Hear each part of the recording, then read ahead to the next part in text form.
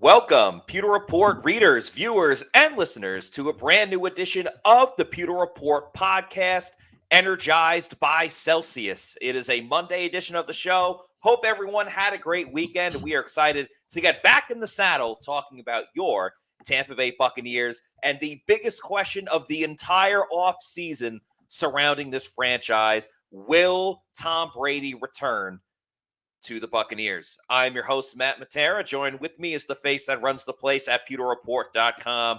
It is SR Scott Reynolds. Scott, how are you doing? And you getting ready for Mobile? We're going to be going to Mobile, Alabama next week for the draft. So very excited about that as well. Yeah, that's right. So we are going to be in Mobile covering the Bucs at the Senior Bowl. Todd Bowles will be there. Jason Light will be there. We'll see if they'll talk to us. Sometimes they do, sometimes they don't. So it will be an interesting time there, and the Buccaneers picking 19th overall in the draft, and a lot of needs this year, Matt, in the draft. This is not a year where they're going to re-sign everybody coming off a Super Bowl, and there's just not many needs and holes to fill. I think there's going to be a lot of holes to fill. There's 23 unrestricted free agents in this year's class, and it all kind of starts right with Tom Brady. That's the first domino to fall. Brady is the lone starter on offense who will be a unrestricted free agent. And then you've got four starters on defense. I think the next domino to fall would be Levante David, right? We'll talk about him later in the week. But those two cornerstone pieces of the Bucs Super Bowl season and even last year too, and in 2021 in between, those are two big holes to fill if Brady and David or either one of them don't return. But we're going to focus today on Tom Brady. We've had a ton of questions on social media about that. I addressed a little bit about it in today's Bucs Monday mailbag. So certainly that's where it all starts for the Buccaneers. We're getting ready to do our mock draft. We'll have our first Pewter Report mock draft later this week, Matt. That's breaking news to me. I didn't even know that. Well, it's so hard to do this because, right, is Levante David going to be back? If not, linebacker is a pressing Jamel need. Dean, yeah. Jamel Dean, right? If he's going to be gone, and Sean Murphy Bunting, I mean, do you want to start Zion McCollum? I mean, cornerback becomes a huge need. Mm-hmm. Is this team going to keep Donovan Smith, or are they going to make him a salary cap casualty and start over at offensive tackle after Smith's worst year in the league? Then all of a sudden, offensive tackle becomes a major pressing concern for this team. And of course, Tom Brady, right? If you don't have a quarterback, you don't have a team. You don't have a chance.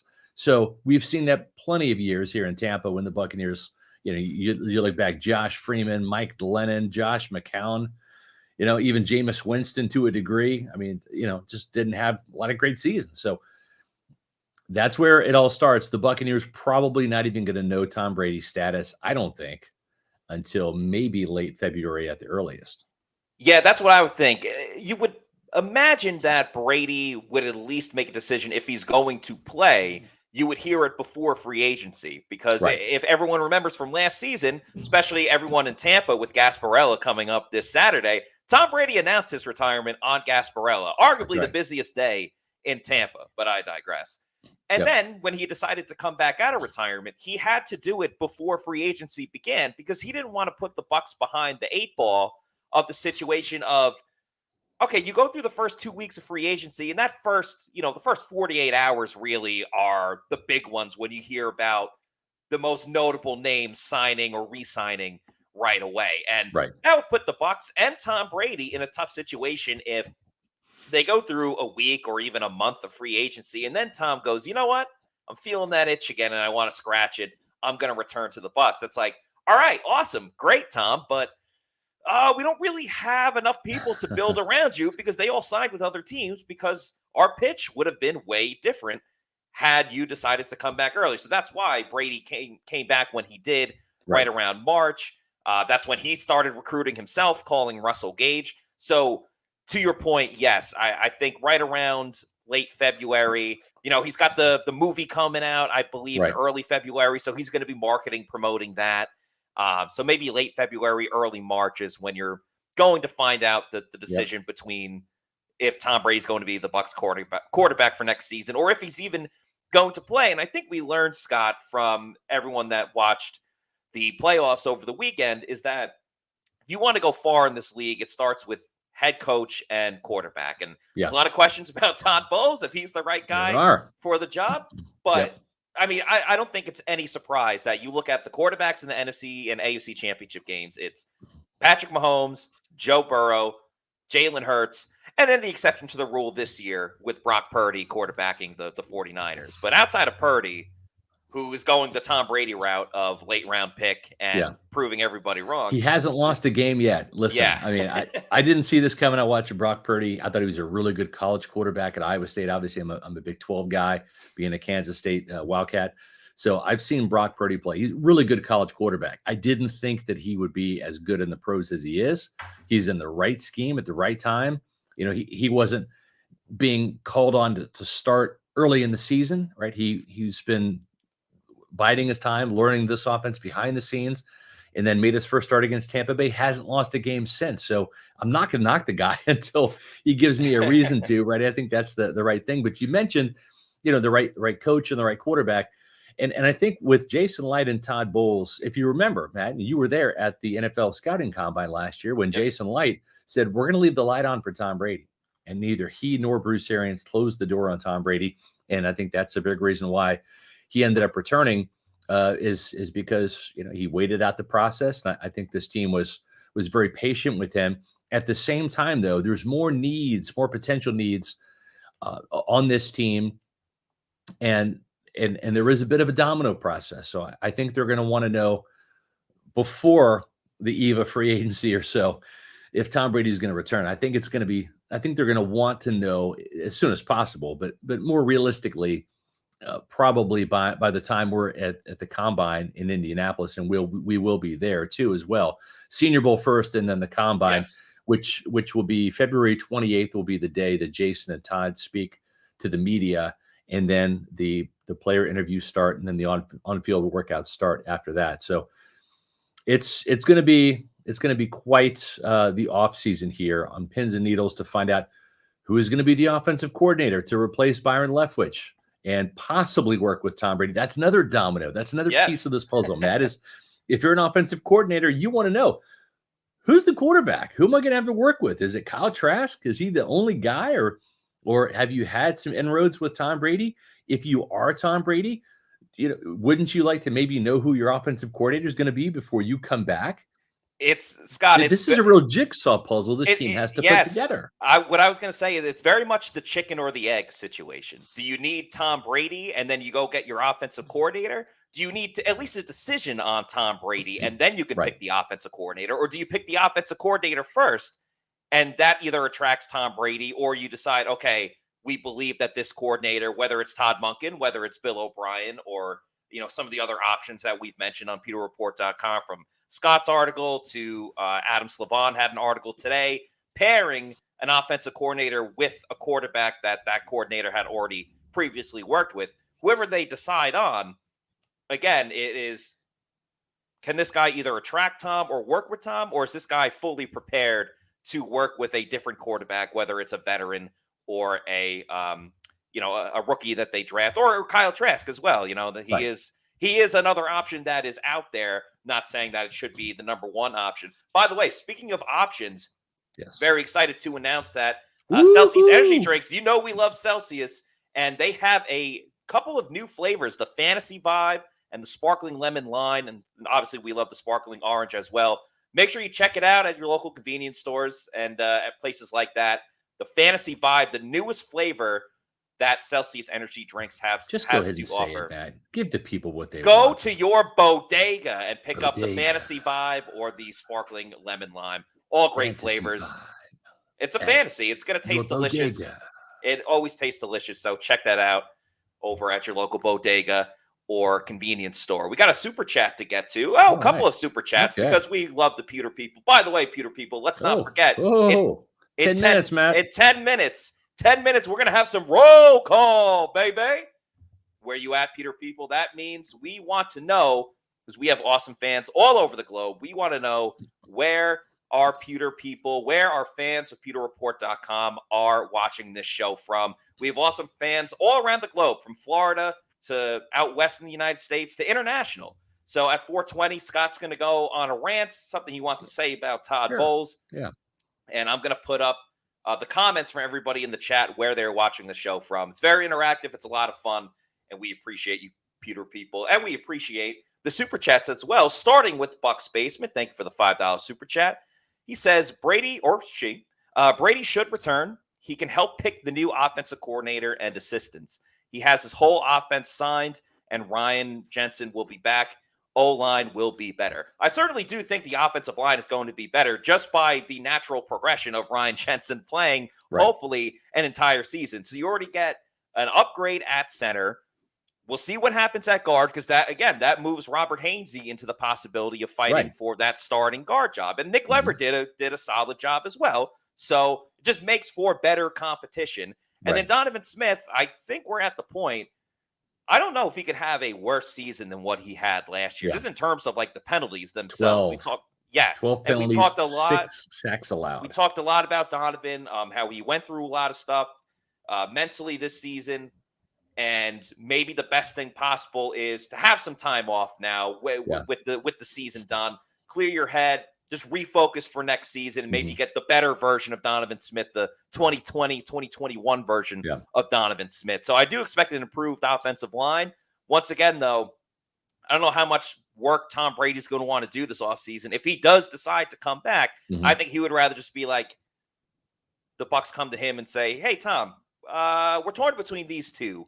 Who would you pick out of these two? And he goes, well, I like Bill O'Brien for XYZ. I'll work with Bill. Okay, I'm in. You mentioned the offensive line, a couple points that you're exactly right, Matt. You mentioned Robert Hainsey as possible guard candidate. That was supposed to be the plan. It was supposed to be a battle royale between Hainsey, Nick Leverett, and Luke Gedeke at the left guard spot.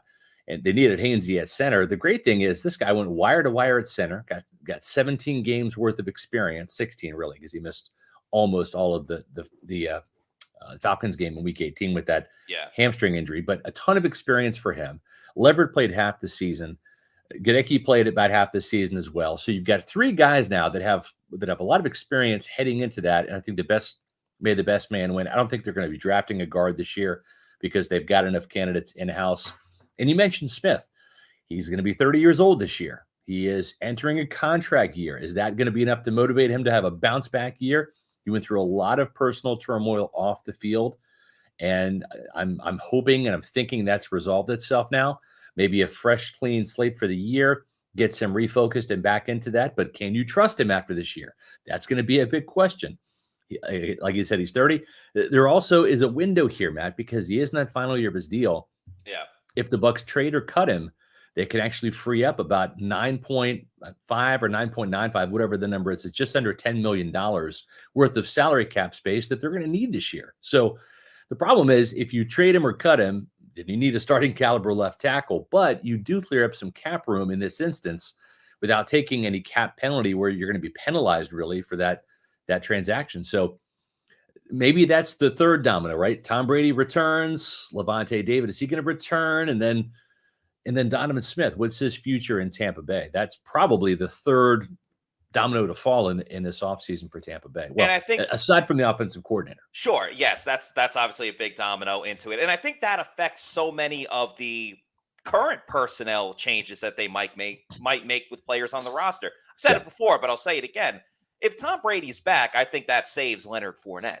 If they go with another quarterback, really just if Tom decides to either play somewhere else or retire, I don't totally think that Leonard Fournette is back next season unless the offensive coordinator goes, I like Leonard Fournette. I can work with him. I can do something with him. So that's obviously another, side factor into it. I want to get to this super chat as well from David Stacks. Thank you for the $4.99 super chat, David. He says, we all hear the rumors about Brady going here or there. Don't all these talking heads remember saying that nobody wanted Brady before he came to Tampa? I did want to say, and thank you, David, for the super chat. So there was that report that came out recently, but I believe it was Ian Rappaport, that, there's a couple of Bucs players that said that they don't think Tom Brady is going to come back to Tampa next season. And there was also the other report that Brady's going to take his time, which makes sense. He didn't want to fall into the same, situation that he got into next season.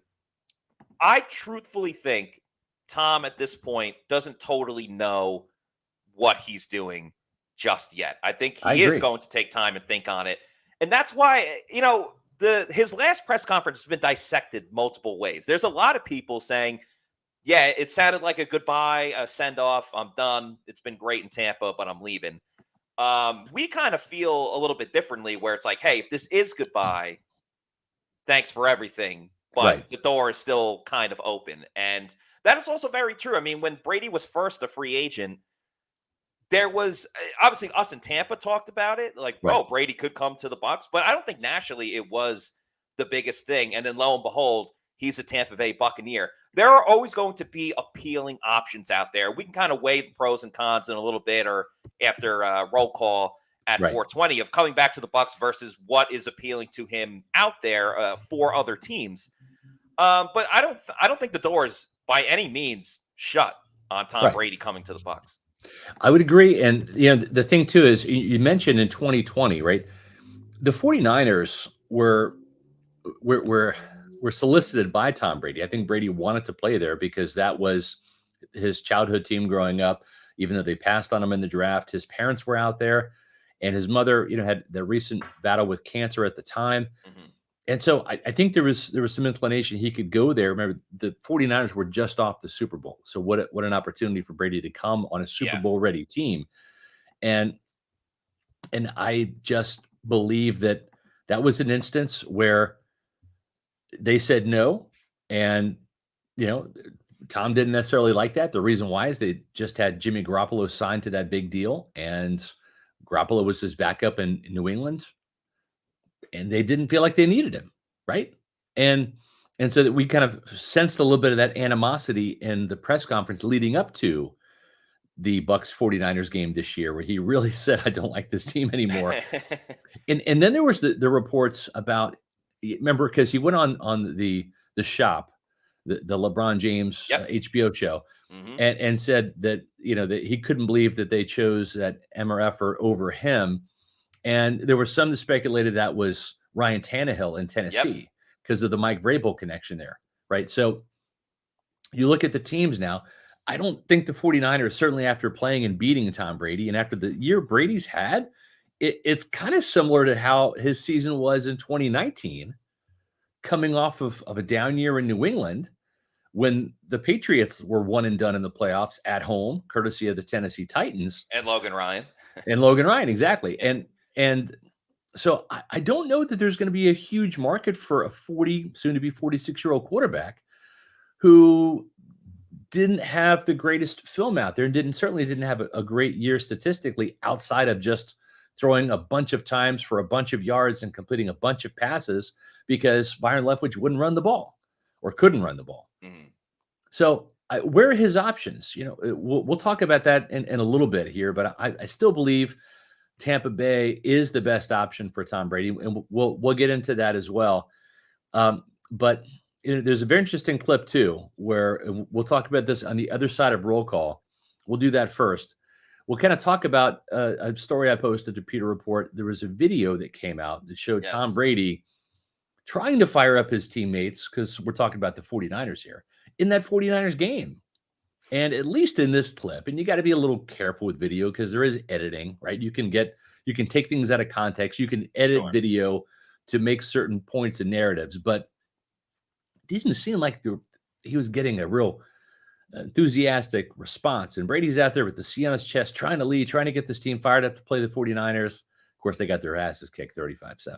And there was one offensive lineman in particular that looked like he wasn't even in the same zip code as the rest he looked of a little disinterested. As the rest of the Bucs players. But I don't want to give too much away. We will play the video in a little bit. And the clock just hit 4:20. So it is roll call. Tell us where you're at, Pewter people. Like we said before, we love our fans that watch Pewter Report TV and Pewter Report podcast, and we want to interact with you guys as much as we possibly can. So what's about to happen is Scott is going to talk about a topic that he wants to get into. I believe this one is about Todd Bowles. And what you guys can do if you want to participate along with us is start putting your location wherever you're watching the show from. Put your location in the chat, and I will put it up on the screen so you can see it right in the little section on the left or right hand side, depending on where you're. I don't know. The mirror kind of changes, but anyway, start telling us where you're watching from, and Scott, the floor is yours. All right. So Todd Bowles, obviously not the most popular Buccaneer coach in franchise history, according to social media, right? A lot of fans unhappy with this 8-9 record this year, even though they won the South and got the playoffs, they lost. So fine, they're 8-10, and I get that. I am not about to campaign for or side with Todd Bowles. I'm just looking at the facts. And at no point in time did I think Todd Bowles was going to be fired this year. We never reported that, never even really mentioned that. We had some questions in the Bucs Monday mailbag. You know, was Bowles going to get fired? Is he on the hot seat? We addressed that at the time. But this team, the Glazers, they've always given every coach they've hired at least two seasons. Yep. Bowles was going to get this season in 2023, especially after he delivered them the division title, whether they won 8 games, 10 games, whatever. So that was a given. Todd Bowles is going to return. This organization understands that Todd Bowles inherited Bruce Arians' coaching staff. And I'm just telling you facts. I'm not trying to persuade anybody. I'm not trying to change your opinion about Todd Bowles. I'm just literally spitting facts here. He inherited Bruce Arians' coaching staff, and this organization knows that. And every NFL coach, every new hire, even Nathaniel Hackett, who got fired 15 weeks into his first season in Denver, got to hire his own staff. Okay. Yep. And I know that the J.C. Allen's article, and of course, more importantly, Todd Bowles' comments about changing the culture, right? That's upset people because how in the world can you, as Todd Bowles, say change the culture when you inherited a Super Bowl team with the Super Bowl coaching staff? And I'm just here to tell you, and I saw it, and I explained this in the Bucs Monday mailbag. The best way I can say it is this: the Bucs won the Super Bowl in 2002. John Gruden came in, Monty Kiffin's defense and his offense, and they went 12-4, best record in team history. They won the Super Bowl, and the next year they went 7-9. And same coaching staff, pretty much the same players, certainly all the same stars. So what happened? Did the culture change? Yeah, you bet it did. It can change that fast. The culture can change in 1 year. Now, did it change from 2020 to 2021? No, I can't say that it did. It was pretty much the same. But why? Because they brought back just about every single player. This year was different.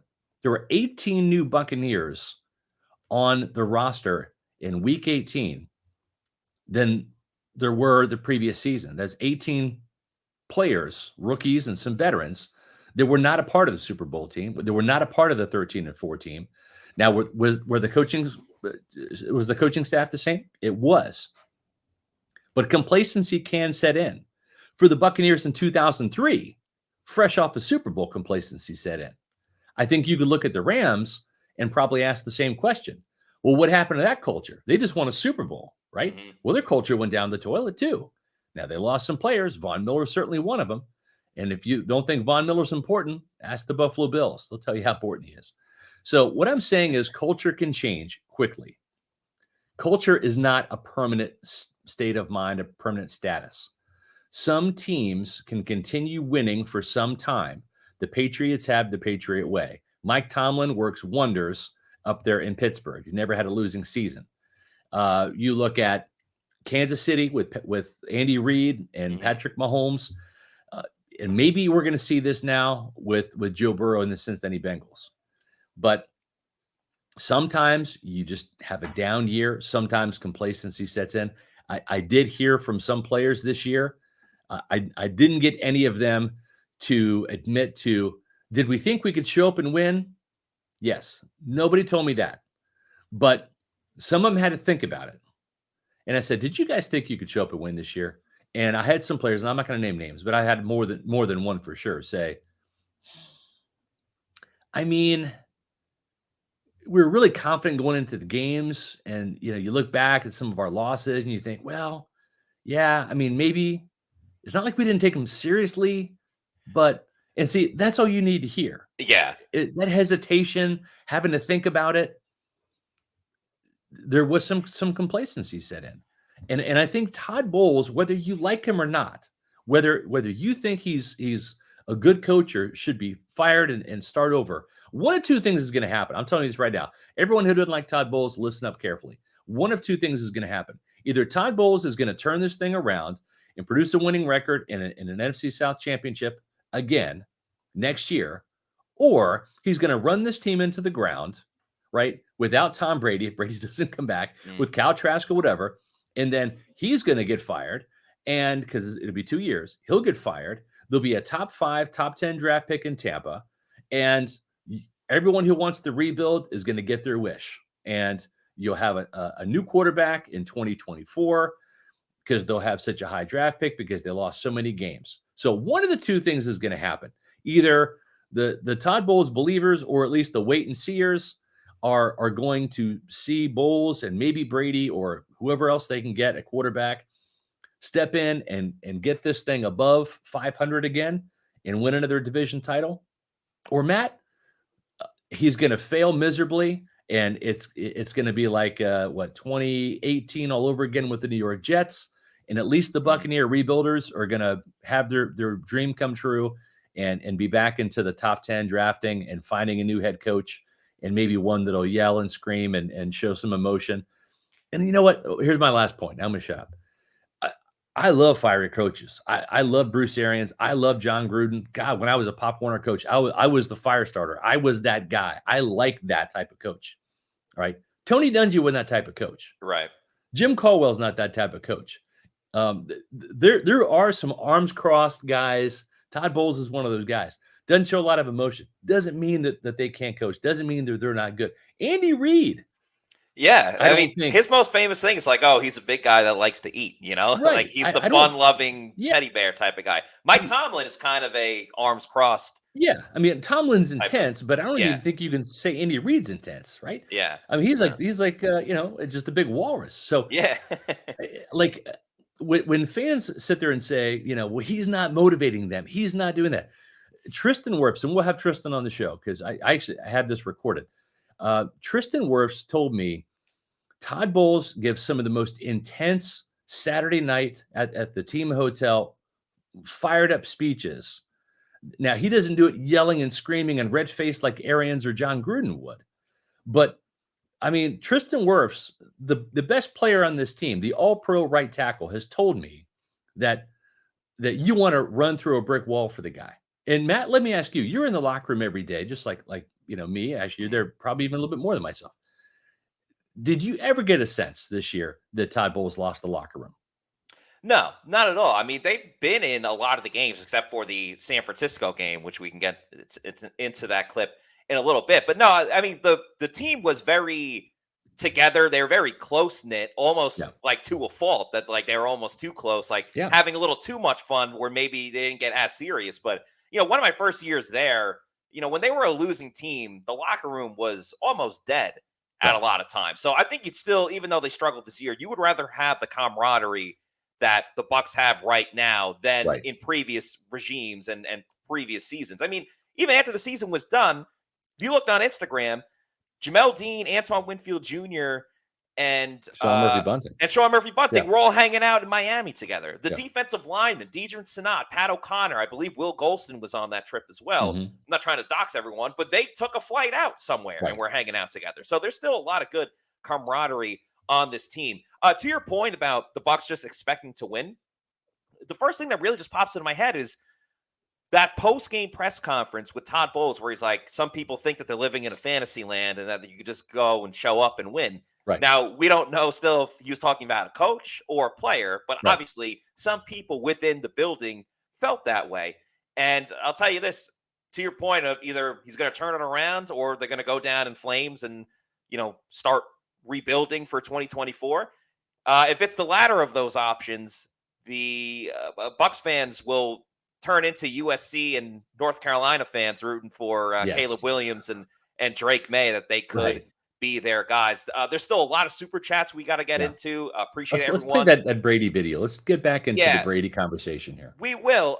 Let's first, though, I want to talk to everybody about Underdog Fantasy. I know the football season is winding down, but you could still bet on Underdog Fantasy with the golf, the UFC, basketball's going on right now. So is the NHL.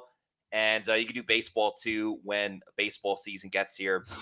It's the easiest way to get some action on the NFL with Underdog Fantasy and their pick'em. Their rivals games is a lot of fun, too. Just pick an over or under on your favorite or least favorite player stats, and you can win up to 20 times your money in a single night. Underdog keeps it super simple with their easy-to-use website and mobile apps. You pick between 2 and 5 players to fill out your pick'em slip. Get every pick right and take home some cold, hard cash. Use the promo code Pewter, that's Pewter. Get your first deposit doubled up to $100 by Underdog. Once again, that's promo code Pewter, Pewter. Get your first deposit doubled by Underdog Fantasy. You may have learned from Plant City Math, but you know that that's a heck of a deal. So check out Underdog Fantasy. So, yeah, that was the other big story that kind of came out today. The video that the Bucs posted, Dov Kleiman put it on his social media as well. That got it a lot of traction. But Tom Brady was trying to hype up his teammates in the game against the 49ers, and it didn't exactly go as planned. So I don't even need to really set up the video. Yeah. We're going to play it twice. Just watch it the first time, and then we'll talk about it for a quick second, and we'll play it again. All right. Here we go. In the backfield now. They're going to pitch it to Samuel. Right side. Gets a block. Samuel cuts it upfield. Deebo Samuel is in for the touchdown. Let's go, boys. Let's go answer it now. It's going to be a dogfight. That's why we're here. Let's go, boys. Come on. You want it, you got it. It's right here. You like football, this is where you want to be. You guys got it? Got to go fight. It ain't going to be any easier all day.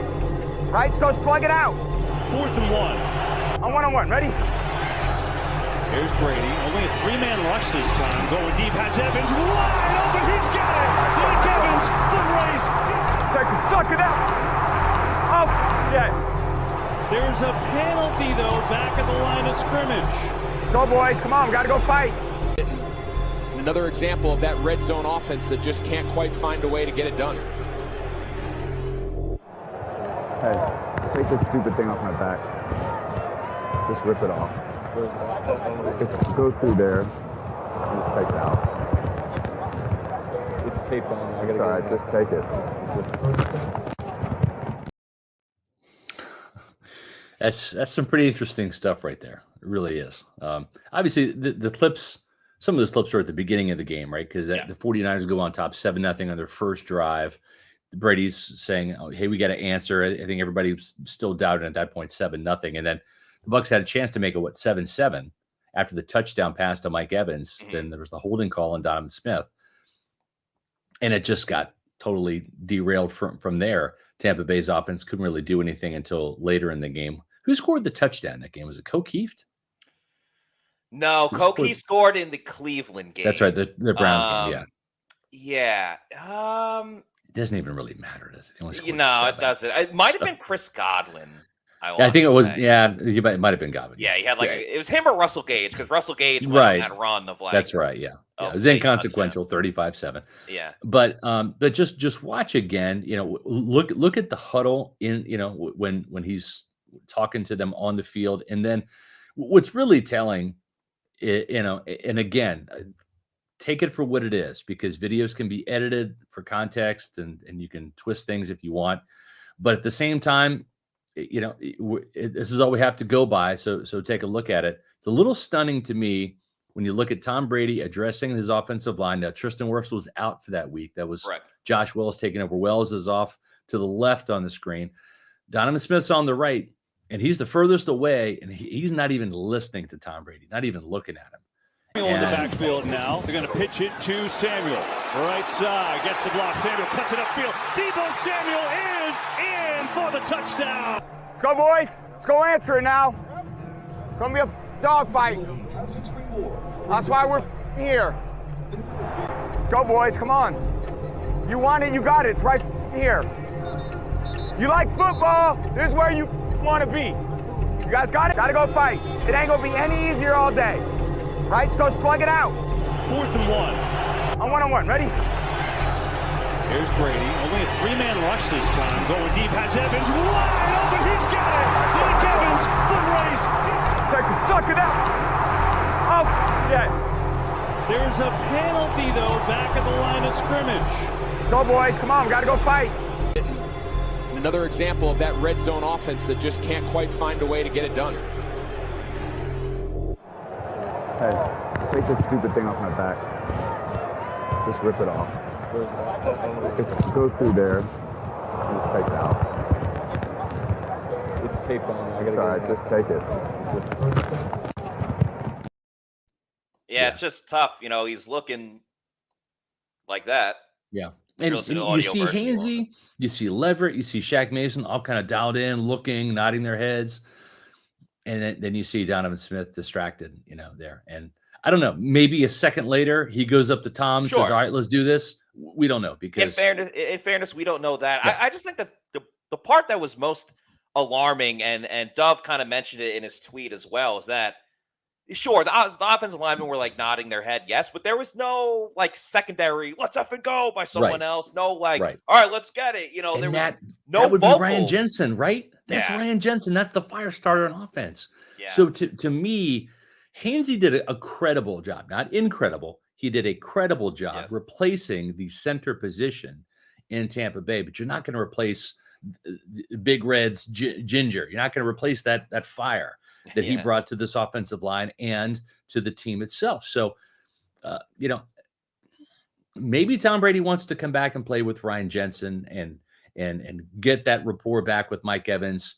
And maybe you chalk it up to a bad year all the way around. I'm just not sure how many suitors are going to be lined up for Tom Brady, right? And we'll talk about why he might come back. But the offensive coordinator, Matt, it's a big piece of the puzzle. Yeah, Mikey with the $4.99 super chat. Thank you, Mikey. I saw you in the roll call as well, Yep. wondering. We want to get to everything, so Yep. Thanks, Mikey. When can we start to see the Bucs put in interview requests for offensive coordinators? Because we've seen some teams already speak to some people. Right. Obviously, one of them is Sean Payton, who's Yep. not an offensive coordinator right now for any team. But that's a head coaching. Obviously, Yeah. Sean Payton's not going to come back to be an offensive coordinator. And But- Sean Payton's letting everybody know where he's interviewing and how many Yeah. times. Yeah. He's being very upfront. He's on Fox. I mean, he's Right. He's putting it out there. He's saying, come get me. And he's trying to raise that price tag up a little bit. I think the Buccaneers, Matt, from what I've heard, or should I say not heard from the Buccaneers, I don't think they're going to be very transparent with who they're interviewing. It might leak out and slip out, but they're not, I don't think, going to be announcing who they're going to be talking to.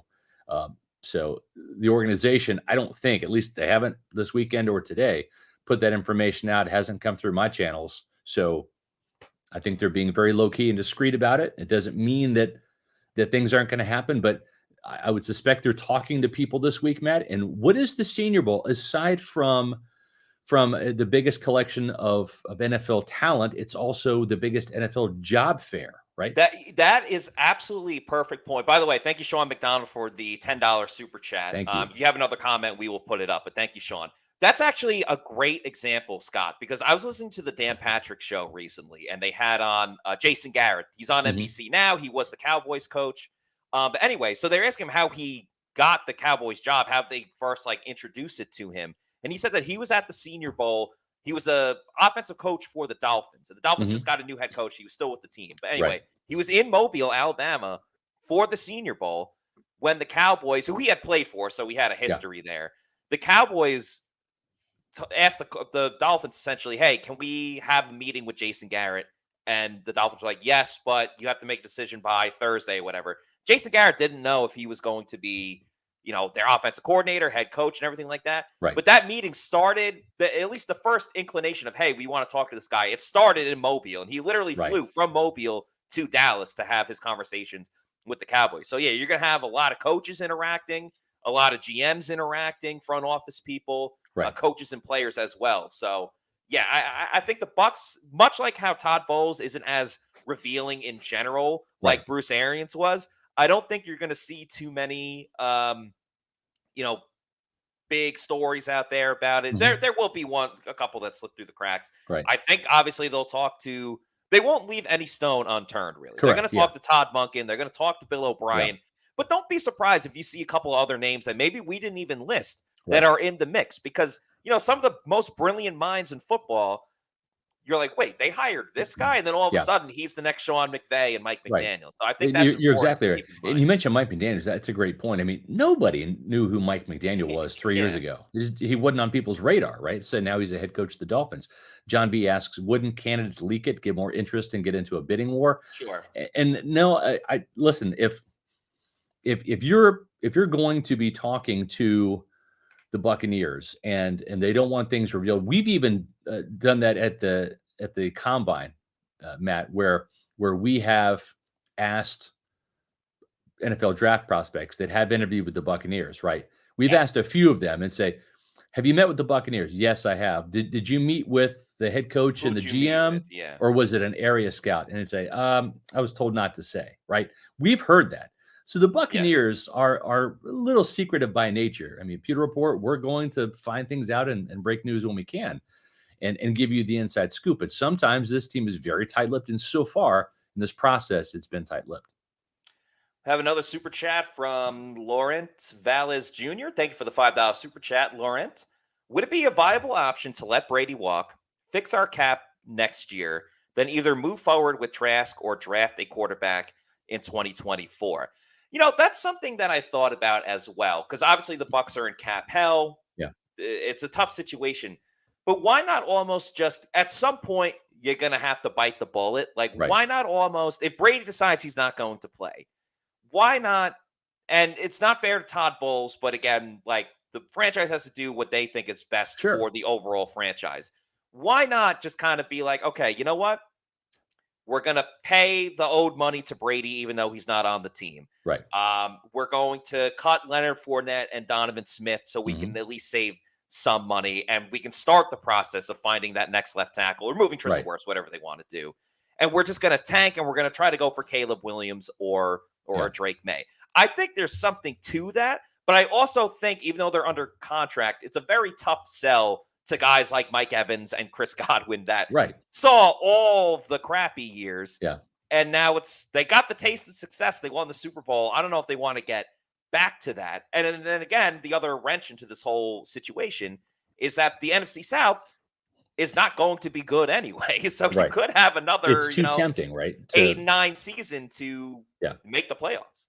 I'll say this. The Glazers have been here a minute, right? They bought the team in 1995. Actually, 94, I believe, is when they bought it. In 95, they had the Sam Weiss year. Then they fired him, and Tony Dungy came aboard in 1996. Matt, they went through the rebuild with the number 1 overall pick in Jameis Winston in 2015. And they waited 5 years for Jameis to take them to the playoffs, and he never did. I don't think that the Glazers want to rebuild. This team, remember, there was a 12-year, 10-year window where they didn't go to the playoffs at all. They had a couple of close calls. Dirk Cutter was 9-7. You had Raheem Morris, who was 10-6, and they missed the playoffs in both of those years. I want to say it was 2016 and 2010, and they didn't make the playoffs. The Glazers like the playoffs. They want their team to win. I don't think that they're eager to do any type of rebuild or try to tank it and get that number 1 pick. They're just not. They want to win. They've lost more than they've won with this franchise. And so I don't think they have the stomach to go back into the dark ages. Because here's the thing, Matt. Yeah, maybe you get a Joe Burrow type guy, and he leads you from the outhouse to the penthouse like that quick. Patrick Mahomes did in Kansas City. But if you don't, it's a 5-year road with Jameis Winston, right? Like there's no guarantees. So I think there's something, to that. One thing here that I'm curious about, I'm going to write about as well. Tony Saylor says this: Brady was not all in. Now, I think Brady thought he was all in, but obviously there was some distractions, right? I mean, he's never gotten divorced before in an NFL season. This was something new to him, and it certainly affected his play and affected his season and preparation, etc. I am curious, even at age 46, what a all-in, distraction-free revenge tour for Tom Brady looks like. right? I'm curious about that. Maybe Father Time wins in the end, and it just isn't meant to be for Brady at 46. But that kind of piques my curiosity a little bit. Like, what if Tom Brady on March 28th it says, "I'm all in. Let's do this." We understand we're gonna have to cut some people and make some cap sacrifices, but damn it, we're gonna win the NFC South. I'm gonna bounce back. We're gonna be a better team. Gonna get the connection back with Mike. Gonna have Ryan Jensen as my center, and I'm all in like never before. I'm gonna be there every day at training camp, not missing any days. Let's roll. And I'm curious as to what the outcome would be with that type of mentality from Brady. I absolutely love that title of Tom Brady Revenge Tour. Like, it sounds great. Like, just going down swinging one last season, like all in, balls to the wall. I think that would really be something. Hey, before you heard us talk about our newest drink over at Celsius Energy Drinks, but we also want to remind everyone about the vibes, because the vibes are always high on the show. The Arctic Peach and Tropical Vibes, awesome flavors. I think the Arctic is probably my favorite flavor that Celsius has to offer. 7 essential vitamins, 0 sugar or preservatives. You don't get that post-energy drink crash or jitters that you would with other products. If you haven't had a Celsius energy drink before, go to the store locator, punch your address in, and find out where you can go get one at your local bodega or other convenience stores and places by you. And then if you want to get them in bulk, head on over to Amazon, do the subscribe and save, and have it sent to your house or apartment weekly, quarterly, whenever you want, and get the variety pack, because variety is the spice of life. Why try one flavor when you can have multiple flavors? Just make sure you're drinking Celsius Energy Drinks, the official sponsor of the Pewter Report podcast. Another product that we love very, very much that we want to talk to you guys about is age rejuvenation. As we age, our hormones decrease, both for men and women. I was tired all the time, had no sex drive. I was groggy. I felt like I was 80 years old because everything hurt. I came to age rejuvenation because I was tired all the time. Bioidentical hormones has really made such an impact in people's lives. I actually enjoy shopping now. Got all my energy back. Mind is sharp. I feel like I'm 18 again. It was perfect for me. Get with age rejuvenation. Do it now. Don't wait. Call Age Rejuvenation today. Don't wait, man. Don't do what I did. I'm 50. I'm going to be 51. God, it's painful to say. I'm going to be 51 in April, right around the draft. But the great news is I don't feel 50 or 51. I feel like I'm 40. Maybe I'll feel like I'm 41 in April. I don't know, though. I'm feeling pretty good. Why? Because I got testosterone therapy done at Age Rejuvenation. It's natural, fellas. As we age, we naturally lose testosterone, and we feel old and tired and sluggish, and that's exactly how I was feeling. My problem was I felt that way probably around 42, 43, 44, and I waited because I just thought this is getting old. This is what old age looks like, and it sucked. But I went to Age Rejuvenation, and they've got a great website, agerejuvenation.com. Do what I did. Go there and sign up for your free consultation. Get the blood work done. Your insurance will pay for it. And then get your testosterone checked, and you'll find all your different, blood levels. And I've got a thyroid issue, and they've given me some medication to help with that. But the biggest thing is I needed the testosterone therapy, and I got that done. And I'm telling you, it makes a world of difference.